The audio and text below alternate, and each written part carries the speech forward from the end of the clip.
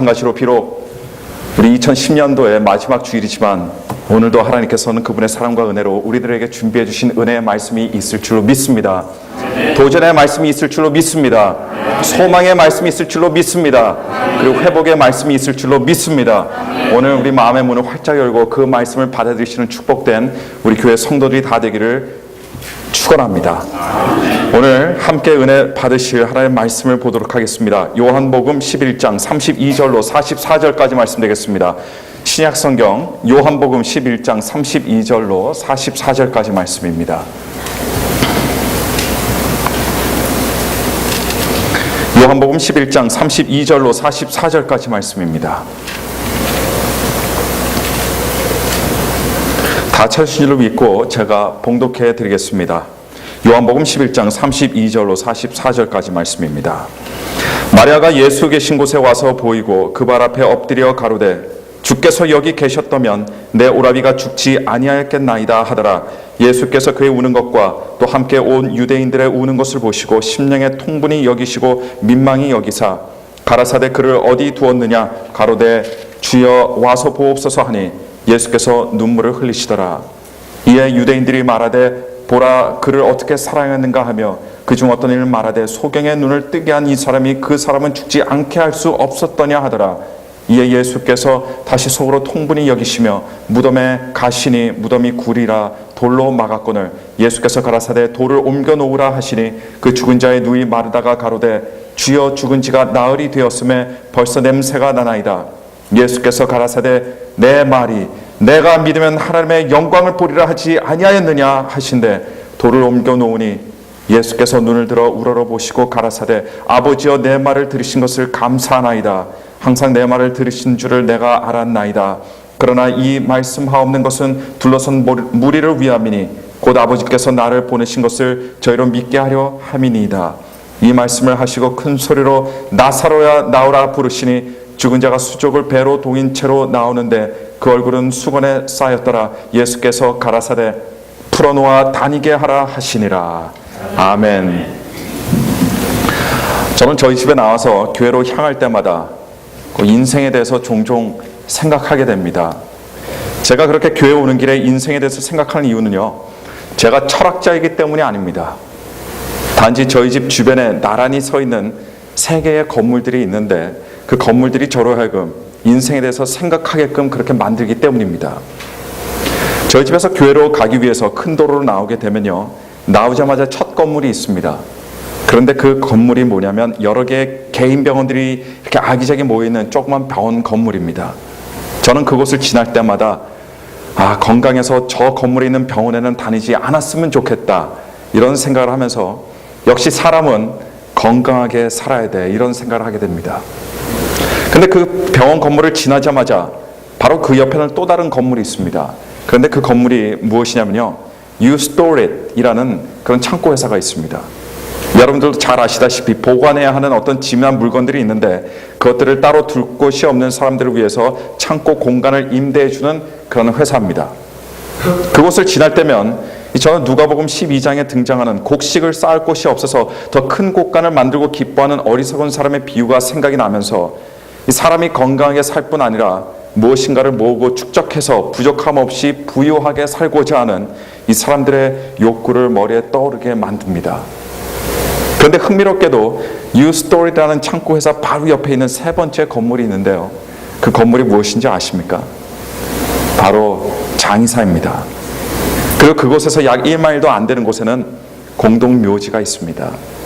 병원과 창고 회사를 지날 때만 하더라도 아프지 않고 건강하게 살고자 하는 마음과 그리고 부족함 없이 무엇인가 축적하며 살고 싶은 그런 욕심이 마음속에서 막 꿈틀거리면서 올라오다가도 이 장의사와 공동묘지를 볼 때면 그런 삶의 욕심도 애착도 순식간에 사라지고 갑자기 인생이 허무해지는 것을 느끼게 됩니다.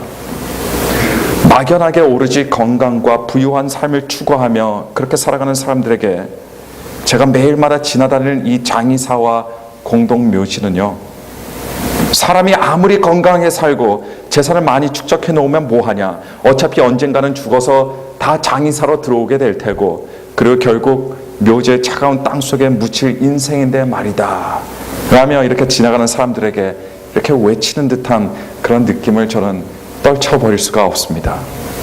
병원, 창고 회사, 장의사, 그리고 묘지, 이것들이 제가 교회 오는 길에 있는 것들인데, 이것들을 보면서 교회로 오니까 인생에 대해서 다시 한번 생각하지 않을 수가 없게 되고요, 왠지 인생을 대하는 제 마음이 숙연해지는 것을 느끼게 됩니다.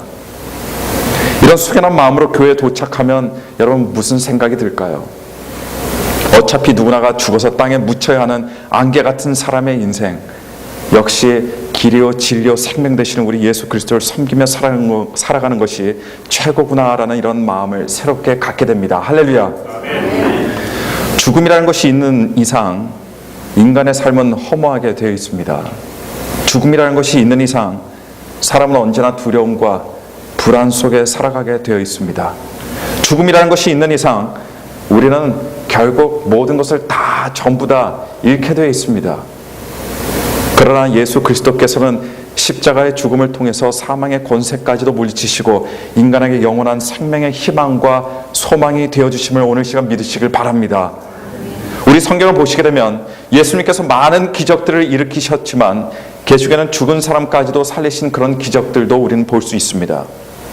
예수님께서는 회당장 야이로의 죽은 어린 딸을 살리셨고요, 나인성 과부의 죽은 외아들도 살리셨습니다. 그리고 오늘 우리의 본문 말씀을 통해 우리는 죽었던 나사로를 일으키신 그 이야기를 볼 수가 있습니다. 이렇게 예수님께서 죽은 자를 살리시는 기적이 세 차례 성경에 소개되고 있는데, 우리가 읽은 나사로 이야기의 경우는요, 다른 두 번의 기적들과는 약간 다릅니다. 회당장 야이로의 딸이나 나인성 과부의 아들은 죽고 나서 시간이 얼마 안 되어서 예수님께서 다시 일으켜 살리셨지만, 나사로의 경우는 이미 병으로 죽어서 장사된 지가 나흘이 지났고 나사로의 몸에는 이 시체 썩어가는 냄새가 이미 진동을 하고 있었습니다. 나사로가 죽은 지 벌써 나흘이 지나고 나서야 그곳에 당도하신 예수님을 보고는 나사로를 지극히 사랑하던, 나사로만 바라보며 살아가던 그 누이들인 마리아와 마르다가 나와서 뭐라고 합니까? 주께서 여기 계셨다면 우리 오라비가 죽지 아니하였겠나이다 라고 원망의 투로 말하면서 예수님 앞에서 통곡을 하면서 웁니다.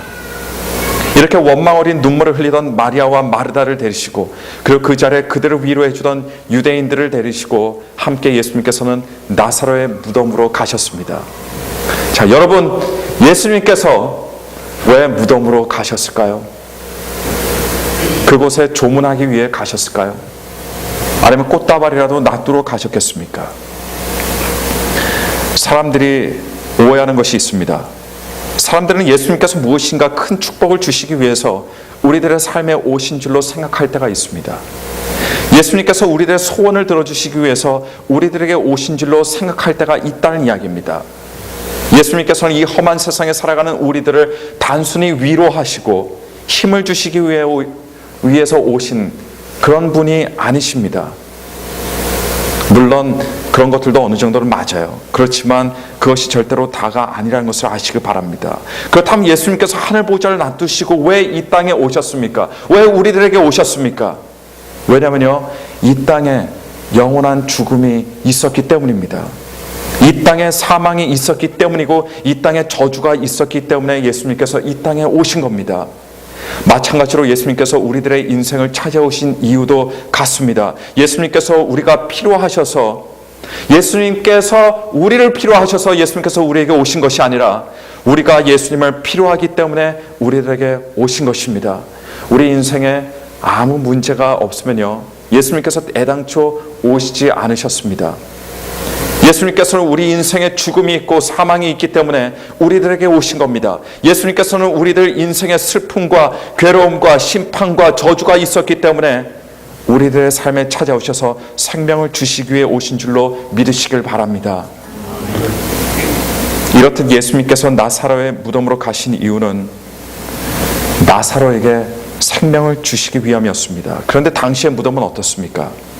자연 동굴이나 인위적으로 만든 동굴을 무덤으로 삼았습니다. 그리고 굴 입구에는 돌로 막아 놓았는데 예수님께서는 사람들에게 일러서 무덤을 막고 있던 돌을 옮겨 놓으라고 명령하셨습니다. 나사로를 살리시기 위해서 예수님께서는 그곳으로 가셨지만 이 사람들은 이 감격스러운 사실을 전혀 모르고 있었어요. 그러니 돌을 옮겨 놓으라는 예수님의 말씀에 믿음이 없던 사람들은 얼마나 어리둥절했겠습니까? 사람들은 그렇게 영문도 모른 채 엉겁결에 굴의 입구를 막고 있던 돌을 옮겨 놓게 되는데 무덤 입구를 막고 있던 돌을 치우니까 사람 시체가 썩어가는 그런 고약한 냄새가 코를 진동하게 됩니다. 그래서 마르다가 말해요. 주여, 죽은 지가 나흘이 되었음에 냄새가 나지 않습니까? 이런 항변 아닌 항변을 예수님께 하게 되자 예수님께서 이렇게 말씀하십니다. 내 말이 내가 믿으면 하나님의 영광을 보리라 하지 아니하였느냐? 마르다가 예수님에게 이렇게 항변한 것을 마르다의 입장에서 보면요, 충분히 납득할 만한 그런 일입니다. 세상에 죽은 사람의 무덤을 다시 파헤치며 여는 법이 어디 있습니까? 특별히 마르다에게 있어서 사랑하는 오라비를 보낸 것도 한없이 슬픈 일인데 돌문을 열어서 자기 오라비의 그 시체 썩어가는 냄새를 맡아는 그 기분이 어떻겠습니까? 그러나 예수님께서는 마르다와 마리아에게 믿으면 하나님의 영광을 보리라 라고 말씀해 주셨습니다. 자, 믿으면이라고 말씀하셨는데 이것이 무엇을 의미할까요? 이제 나사로가 있던 무덤의 돌문이 열리게 되는데 하나님의 살리시는 기적을 체험하기 위해서 그 무덤의 돌문만을 열어야 할 것이 아니라 무덤의 돌문만큼이나 굳게 닫혀 있었던 마음의 돌문도 열어야 한다는 것을 예수님께서는 말씀하신 겁니다. 여러분, 그것이 믿음입니다. 우리 마음 꽉 막고 있는 그 돌문을 밀어서 옮기는 것, 이것이 믿음입니다. 여러분, 지금 나사로의 무덤의 돌문만을 생각하지 마시길 바랍니다. 왜냐하면 그 돌문보다 더 단단하고 굳게 닫혀 있는 것이 무엇입니까? 바로 사람들의 마음의 돌문이기 때문입니다. 우리의 신앙이 우리의 바람만큼이나 성장하지 못하는 것, 우리가 원하고 바라는 만큼 하나님의 은혜 속에 살아가지 못하는 것, 우리 일상생활에 간증거리 하나 웬만해서는 생기지 못하는 이유, 그리고 우리들의 삶이 좀처럼 변화되지 않는 이유도 어쩌면 우리의 마음의 문이 나사로, 죽은 나사로의 무덤의 돌문보다 더 단단하게 닫혀져 있어서 꿈쩍도 하지 않기 때문일 수도 있습니다. 여러분, 우리들의 마음이 하나님을 향해 얼만큼 열려 있습니까? 우리의 두 팔이 하나님을 향해 얼만큼 하늘로 뻗어 올라져 있습니까? 우리의 눈이 과연 얼만큼 높이 하늘을 향해 바라보고 있습니까? 오늘 본문 말씀을 보니까 예수님의 살리시는 그 놀라운 기적이 언제 일어납니까? 무덤 문이 열리고 난 후라는 사실을 간과하지 마시길 바랍니다. 무덤이 굳게 닫혀 있는 동안에는 생명을 얻게 하는 예수님의 은혜와 권능이 죽은 나사로에게 임하지 않습니다. 예수님께서는 굳게 닫혀진 문 앞에서는 생명의 위대한 사역을, 그런 역사를 베푸시지 않으십니다. 마찬가지로 우리의 마음의 문이 닫혀져 있는 곳에 하나님의 역사하시는 능력이, 하나님의 사랑과 은혜가 좀처럼 받아들여질 수가 없다는 것을 기억하시길 바랍니다. 하루는 예수님께서 고향으로 가신 적이 있으셨는데요. 여러분, 고향이 어떤 곳입니까? 어릴 적의 추억이 서려 있는 곳입니다. 아름다운 기억들이 있는 곳이 바로 우리의 고향입니다. 반가움과 정겨움이 있는 곳이 대부분 많은 사람들이 생각하는 고향입니다. 이런 고향에 예수님께서 가셨는데 거기서 그런데 이상하게 예수님께서는 당신의 권능을 행하시지 않으셨습니다. 예수님께서는 이상하게 당신의 고향에서 어떤 기적도 일으키지 않으셨습니다. 그 이유를 성경은 이렇게 규정하고 있습니다. 저희의 믿지 않음을 인하여 거기서 많은 능력을 행치 아니하셨습니다.